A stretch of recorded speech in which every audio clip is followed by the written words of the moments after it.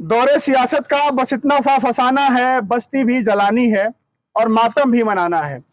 नमस्ते, मेरा नाम आनंद है। इस समय मैं लखनऊ में मौजूद हूँ। मेरे साथ तमाम मुद्दों पर बातचीत करने के लिए समाजवादी पार्टी के लोहिया वाहिनी के निवर्तमान प्रदेश अध्यक्ष रामकरण निर्मल जी मौजूद हैं, जो मुखर होकर के अपनी बातों को रखते हैं, वैचार की बातें करते हैं। दलित, वंचित, बहुजनों की बात होगी, उनके न्याय अधिकार हक की बात होगी और खास तौर से ओबीसी समाज की बात होगी, क्योंकि इस समय ओबीसी समाज को लेकर के यूपी की, अब कहूं कि दिल्ली की भी राजनीति गरमाई हुई है। क्योंकि जो मोदी सरनेम को लेकर के बवाल मचा हुआ है, बीजेपी लगातार कह रही है कि ओबीसी समाज का अपमान हुआ है राहुल गांधी के द्वारा, क्योंकि मोदी जो कास्ट है वो ओबीसी में आती है। तो क्या इस देश का या यूपी का ओबीसी समाज कब तक केवल वोट में ही जाएगा, या क्या सच में उसको बीजेपी जो कहती है मान सम्मान मिला है, सबका साथ सबका विकास हुआ है? तमाम मुद्दों पर बातचीत करेंगे। सबसे पहले आपका बहुत बहुत स्वागत है। ओबीसी समाज का जैसे ही नाम आता है तो यूपी में बहुतायत संख्या में है। मैं आपको याद दिलाता हूं, पीछे की 17 में जब चुनाव हुआ था, बीजेपी जब सत्ता में आई थी, तो केशव प्रसाद मौर्य जी का बड़े बड़े होर्डिंग बैनर पर पोस्टर लगता था, नाम चलता था कि अगर बीजेपी सत्ता में वापसी करती है यूपी में तो मुख्यमंत्री बनेंगे मौर्य जी। लेकिन हुआ ये कि दिल्ली बुला करके मौर्य जी से पूछा गया कि बताइए मुख्यमंत्री कौन बनेगा, डिप्टी सीएम दे दिया गया। तमाम चीजें हो रही हैं, बीजेपी कहती है हम सम्मान करते हैं। तो आप क्या लगता है कि बीजेपी जब सम्मान की बात करती है तो उसके सम्मान में वो सम्मान कितना है, कितना नहीं है? देखिए, बीजेपी तो कभी ओबीसी का सम्मान नहीं करती है। अगर आप इनके पूर्व की घटनाओं को आप देखेंगे तो आप देखेंगे जब यहाँ भारतीय जनता पार्टी की सरकार बनी थी तो जो राष्ट्रीय अध्यक्ष माननीय अखिलेश यादव जी मुख्यमंत्री आवास खाली हुआ तो उसको गंगा जल से धुलवाया गया था। आप समझ सकते हैं कि ये जो व्यवस्था है कि आप किसी को अछूत मानते हैं, पवित्र मानते हैं, तब आप उसको गंगा जल से धुला कर शुद्ध करते हैं। ये वही घटना है जैसे बाबा साहब भीमराव अम्बेडकर जी ने वहाँ का जो चौदार तालाब आंदोलन किया था। जब उस तालाब का पानी उन्होंने पी लिया था तो उसमें गौमूत्र और गोबर डाल के गंगा जल से उसे पवित्र किया गया था, शुद्ध किया गया था। वही घटना है राष्ट्रीय अध्यक्ष माननीय अखिलेश यादव जी का मुख्यमंत्री आवास छोड़ने के बाद उसे गंगा जल से धुलवाने का काम एक कृत्य है ओबीसी समाज को अपमानित करने का। आप सोचिए कि केशव मौर्य जी की होर्डिंग लगाई गई, आपने कहा, और चुनाव से पहले वादा किया गया कि ओबीसी समाज का मुख्यमंत्री होगा, लेकिन केशव मौर्य जी को आपने देखा किस तरह जलालत झेलनी पड़ी।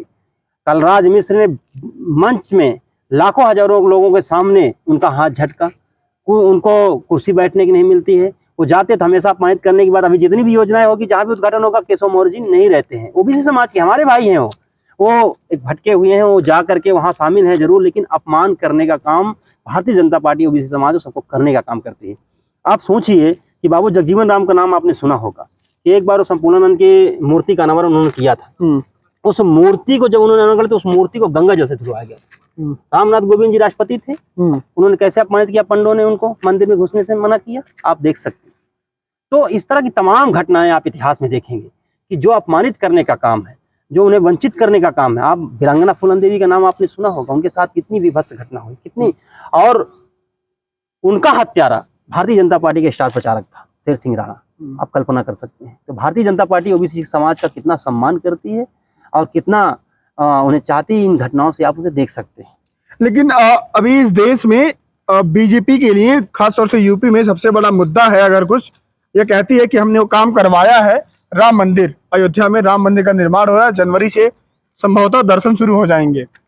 उसमें देखा गया कि ओबीसी समाज, चाहे उमा भारती हो, चाहे विनय कटियार हो, तमाम ऐसे नेता हैं जो बढ़ चढ़ करके हिस्सेदारी ली, आंदोलनों में आए और मंदिर निर्माण के लिए अपना सब कुछ न्यौछावर कर दिया। लेकिन ट्रस्टी का जो नाम आया उसमें कोई ओबीसी नाम दिखा नहीं। क्यों? तो ओबीसी समाज के जो भारतीय जनता पार्टी के नेता, मैं उनसे पूछना चाहता हूँ कि क्या आपको गोली खाने, डंडा खाने के लिए मंदिर आंदोलन आपने चलाया था? आपको ट्रस्टी में नाम नहीं, आपका पुजारी आप बन नहीं सकते। कौन सा निषाद आदमी जाएगा, कौन कुशवाहा बनेगा, कौन यादव बनेगा, कौन पटेल, कौन ओबीसी को देंगे हक और सम्मान? एक नाम नहीं है ट्रस्टी के। और उसके अलावा इतना ही नहीं हुआ, जो ओबीसी के नेता थे स्वयं मंदिर आंदोलन के, जो बढ़ रहे थे, उनको खत्म करने का काम भारतीय जनता पार्टी ने किया। विनय कटियार को, उमा भारती को किस तरह जलील किया गया। ऐसे तमाम नेता हैं जिनको खत्म, जल से कल्याण सिंह की क्या हाल हुई थी, तो जिस तरह जल से समूल नाश करने का काम किया गया है। तो ये मंदिर आंदोलन, ये मंदिर चला ले आंदोलन, ओबीसी अगर हिंदुत्व बनता है तो चला ले, लेकिन ओबीसी को हक और सम्मान भारतीय जनता पार्टी कभी नहीं, यही उलझाना चाहती है, इन्हीं मुद्दों को उलझाए रखना चाहती है। मंदिर मस्जिद वो लड़ाने का काम करना चाहती है, उसका हक और सम्मान नहीं देना चाहती है। आप सोचिए कि जब अगर हक और सम्मान देना चाहती तो क्यों अभी लड़के आंदोलन कर रहे हैं, बच्चे उनका जो 68 ओबीसी के बच्चों को कैसे हड़प लिया गया, उस मंत्री पे मुकदमा दर्ज होना चाहिए, उसे जेल भेजना चाहिए। अगर भ्रष्टाचार के विरोध में सरकार काम करे, ओबीसी की बहुत हितैषी है तो उसको जेल भेजना चाहिए कि तुमने कैसे ओबीसी बच्चों का हक और अधिकार छीन लिया। आप सोचिए कि जो अगर वाइस चांसलर उत्तर प्रदेश में कितने ओबीसी बनाए गए हैं, मैं पूछना चाहता हूँ, वाइस चांसलर कितने ओबीसी बनाए गए हैं। मैं पूछना चाहता हूँ कि मुख्यमंत्री में जितने अच्छे अच्छे पद, अच्छे अच्छे जिले हैं जहाँ डीएम और एसपी वहाँ कितने ओबीसी रखे गए हैं, आप बताइए कितने ओबीसी रखे गए हैं। और जितने भी सचिवालय में जो सेक्रेटरी रखे गए, मुख्य सचिव प्रमुख सचिव बनाए गए, उसमें कितने ओबीसी बन गए, कितने डीजीपी ओबीसी बनाए गए यहाँ पे पिछले 6 साल से है इनकी सरकार। कितना केंद्र में कितने लोगों को ओबीसी को उत्थान हुआ। अगर ओबीसी की तैसी है तो कितने जज बनाए गए ओबीसी के, कितने सेंट्रल यूनिवर्सिटी में कितने वाइस चांसलर ओबीसी के बनाए गए, कितने ओबीसी के कितने प्रोफेसरों को नियुक्त किया गया। ओबीसी की सीटें खाई जा रहे हैं, आप देख रहे हैं अभी वैकेंसी निकल रही है उसमें ओबीसी का घटाया जा रहा है, कोई सीटें ही नहीं है, पूरा लंबी लिस्ट है उसकी, आप देखेंगे तो ओबीसी का सम्मान कर रहे हैं कि अपमान कर रहे हैं। आप ओबीसी को ना तो कहीं रखना चाहते हैं, ना कहीं नौकरी देना चाहते हैं, ना अच्छी जिम्मेदारी देना चाहते हैं, खाली वोट लेना चाहते हैं। ओबीसी के नाम से आप कह रहे हैं ओबीसी का अपमान किया। मैं कह रहा हूं कि राष्ट्रीय अध्यक्ष माननीय अखिलेश यादव जी का घर गंगा जल से धुलवाने की कौन सी क्रिया है, किस तरह का वो सम्मान है? अखिलेश यादव जी योगी जी के खिलाफ कोर्ट जाएंगे? हम जनता के बीच में जाएंगे, हम जनता की अदालत में जाएंगे। जिस तरह उन्होंने अपमानित करने के, राष्ट्रीय अध्यक्ष माननीय अखिलेश यादव जी को अपमानित करने का काम सिर्फ नहीं हुआ है, ये उस समाज को, पूरे समाज को अपमानित करने का काम हुआ और उसे आईना दिखाने का काम हुआ कि देखिए आपकी हैसियतें हैं, आप चाहे मुख्यमंत्री हो जाइए, चाहे डीएम हो जाइए, चाहे एसपी हो जाइए, हमारी नजर में आप अनटचेबल हैं, हमारी नजर में आप ओबीसी, हमारी नजर में आप शूद्र हैं।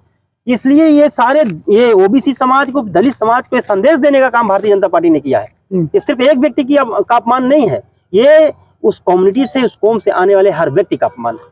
लेकिन जब बात होती है यूपी के शिक्षा मंत्री संदीप सिंह हो, कल्याण सिंह के पोते हैं, वो ओबीसी समाज से हैं, deputy CM Maurya ji OBC समाज से हैं, स्वतंत्र देव जी हैं वो हैं, आपके अनुप्रिया पटेल जी केंद्र में मंत्री हैं, आपके खुद मोदी जी कहते हैं कि मैं ओबीसी हूँ।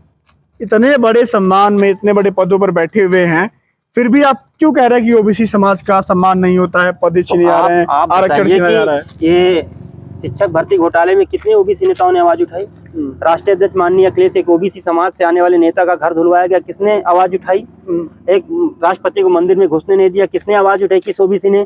एक वीरांगना फूलन देवी की हत्या करने वाला भारतीय जनता पार्टी का स्टार प्रचारक बना, उसमें किस ओबीसी नेता ने उठाई? जो भारतीय जनता पार्टी के ओबीसी के नेता, उन्होंने कौन सी आवाज अन्याय के खिलाफ उठाई? ओबीसी के खिलाफ में, ओबीसी के खिलाफ जो अन्याय है उसके खिलाफ कहाँ आवाज उठाई ओबीसी के नेताओं ने? भारतीय जनता पार्टी में इनकी स्थिति आप समझ सकते हैं। वो उसी तरह है कि आप खाली पद ले लीजिए, कोई पावर नहीं होगा, आप समाज की बात करेंगे तो आपको धक्के मार के निकाल दिया जाएगा।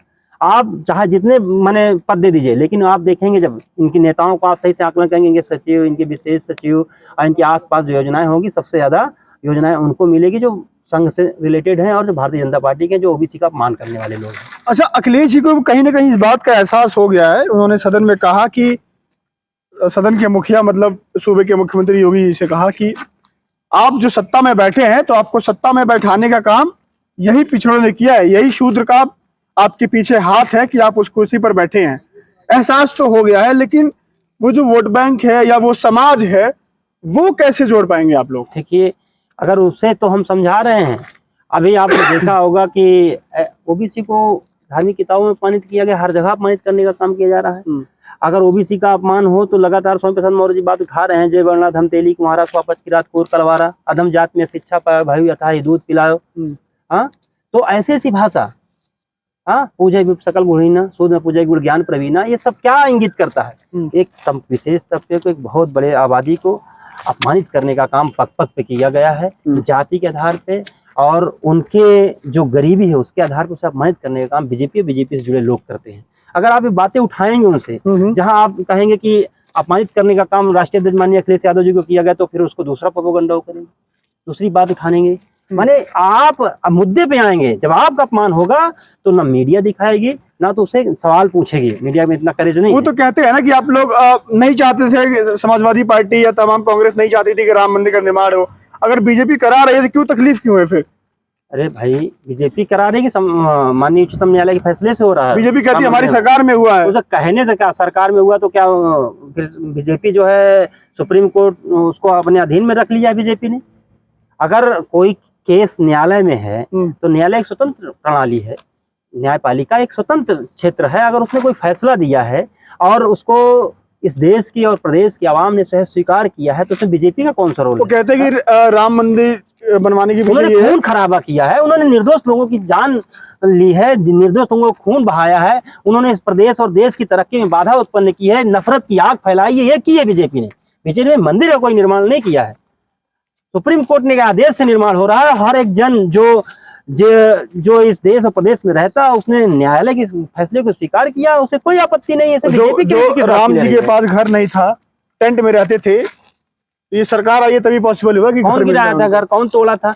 अन्याय सरकार ने, जो गरीब लोग उनको घर दे नहीं पा रही है। सुप्रीम कोर्ट के जो फैसले उस पर क्रेडिट लेने का काम ना करे बीजेपी। जो उच्चतम न्यायालय ने फैसला दिया उस फैसले के आधार पर निर्माण हो रहा है।